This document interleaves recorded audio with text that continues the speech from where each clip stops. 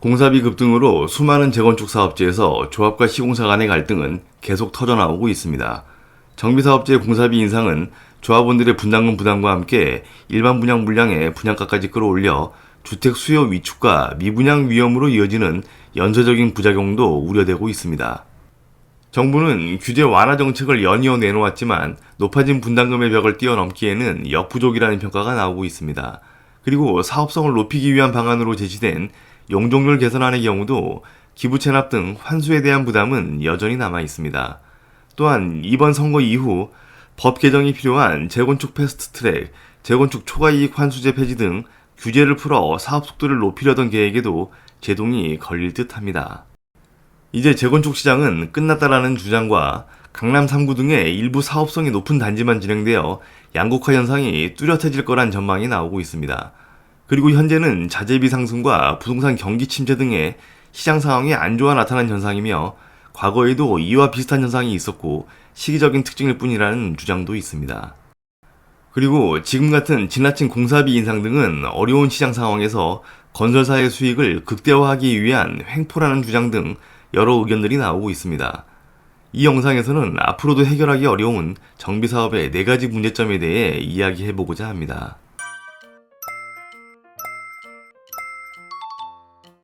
현재 공사비 인상을 협의 중이거나 공사비 문제와 관련해 건설사, 신탁사를 해지하거나 조합장을 해임하는 등 갈등을 겪고 있는 곳이 많습니다. 서초구 신반포 22차의 경우 2017년 시공사 선정을 하며 평당 569만 원을 책정했었지만 지난 16일 평당 1,300만 원으로 확정해 역대 최고가를 기록했습니다. 송파구 잠실 진주아파트의 경우도 지난해 4월 평당 510만 원이던 공사비를 660만 원으로 올린 뒤 또다시 889만 원으로 인상을 요구해 갈등을 빚고 있습니다. 성남시 최대 재건축 단지인 은행중앙 아파트의 경우는 기존 공사비 445만 원에서 659만 원으로 인상을 요구한 시공사를 해지했습니다. 서대문구 홍대 3구역 재건축조합은 당초 512만 원이었던 공사비를 지난해 898만 원으로 인상을 요구해 시공사 교체까지 거론되었고 1년간 협상 끝에 784만 원으로 얼마 전 합의했습니다. 최근 정비사업에서 치열했던 수주 경쟁은 사라지고 수의 계약이 잇따르고 있는 중입니다. 이유는 건설사들이 선별 수주로 전환한 탓입니다. 통계청 자료에 의하면 2월 민간건축 수주액은 전년 같은 기간 대비 34.2%가 줄었습니다. 건설사들은 신규 사업 수주를 미루고 있고 기존 현장의 공사비 인상을 통해 수익성 확보에 나서고 있는 중입니다. 도곡 개포한신 아파트의 경우는 평당 920만 원을 제시했지만 응찰하는 건설사는 한 곳도 없었고 용산구 산호아파트의 경우에도 830만 원을 제시했지만 응찰하는 업체가 없어 유찰되었습니다. 관련법상 정비사업의 시공사 선정은 경쟁 입찰을 진행해야 하고 참여한 시공사가 없거나 한 곳만 참여하면 자동 유찰되게 됩니다. 그리고 2번 유찰되면 수의계약을 통해 시공사를 선정해야 합니다. 이 과정에서 조합의 불리한 계약이 진행될 수도 있어 조합원들과의 갈등도 불거져 나옵니다. 공사비가 이렇게 오르는 건 전쟁 등의 국제 상황에 따른 건설 원자재 가격 상승과 고금리 기조 그리고 인건비가 치솟고 있기 때문입니다. 지난 3년간 건설자재 지수는 106.4에서 144.2로 35.6% 급등했습니다. 시멘트, 철근 등 주요 자재값은 50% 넘게 뛰었었고 인건비 또한 가파르게 상승했습니다. 이런 이유들로 인해 평균 공사비는 2019년 490만 원에서 지난해 755만 원까지 상승했고 현재는 900을 넘어 1000 이상까지 나오는 사업장도 등장하고 있습니다. 그리고 각종 규제 강화로 인해 공사기간이 늘어나는 것도 공사비 상승의 원인입니다. 앞으로 정비사업을 진행함에 있어 해결하기 어려운 4가지 사항들은 첫 번째는 인건비입니다.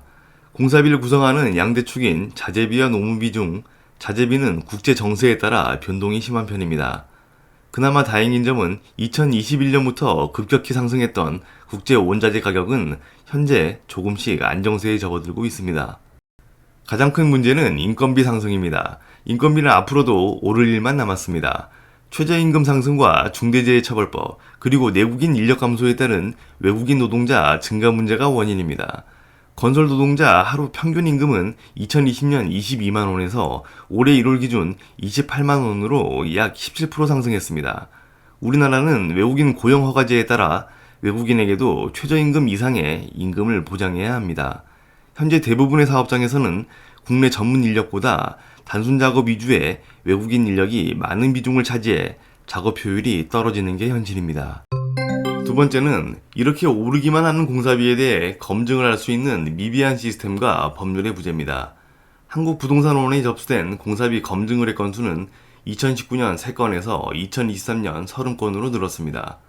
조합과 시공사 간의 공사비 갈등 문제를 해결해 줄 수 있을 거란 취지로 검증 절차를 마련했지만 검증 결과 중재에 대해서는 강제성이 없어 실효성 논란을 야기시키고 있습니다.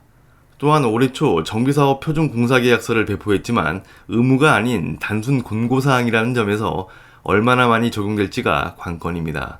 그리고 21대 국회에서도 공사비 검증 절차를 강화하는 내용들의 도정법 개정안이 발의되었지만 지금까지 통과된 건은 한 건도 없습니다.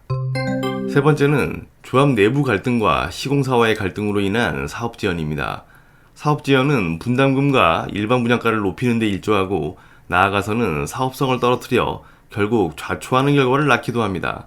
이 문제는 과거부터 이어져 왔고 신탁 방식 등이 해결 방안으로 도입되었지만 조합 방식이든 신탁 방식이든 조합원들 간의 갈등과 분쟁은 수습하기 어렵다는 결론이 나오고 있는 상황입니다. 네 번째는 정치와 경제 변수입니다.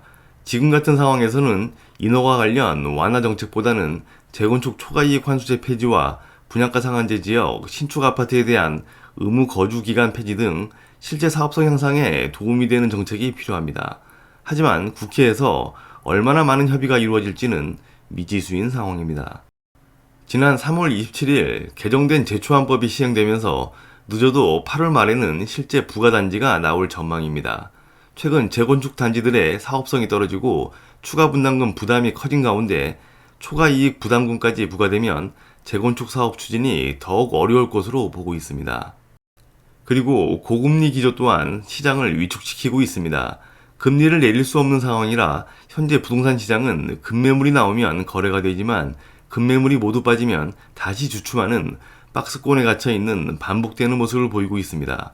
결국 정치와 경제 변수 등이 부동산 시장을 활성화시킬 가능성은 크지 않음을 보여주고 있습니다. 공급 부족으로 인해 2년 후 집값이 폭등할 거라고 말하는 사람들이 많지만 입주 물량이 줄어든다고 해서 반드시 집값이 오르는 건 아닙니다. 과거 너무나 터무니없이 집값이 오른 현상은 아직도 회복되는 과정에 있습니다. 현재는 부동산 수요와 공급이 모두 위축되고 있는 특별한 상황입니다. 당분간 재건축 시장은 초양극화 현상이 지속될 것으로 보입니다.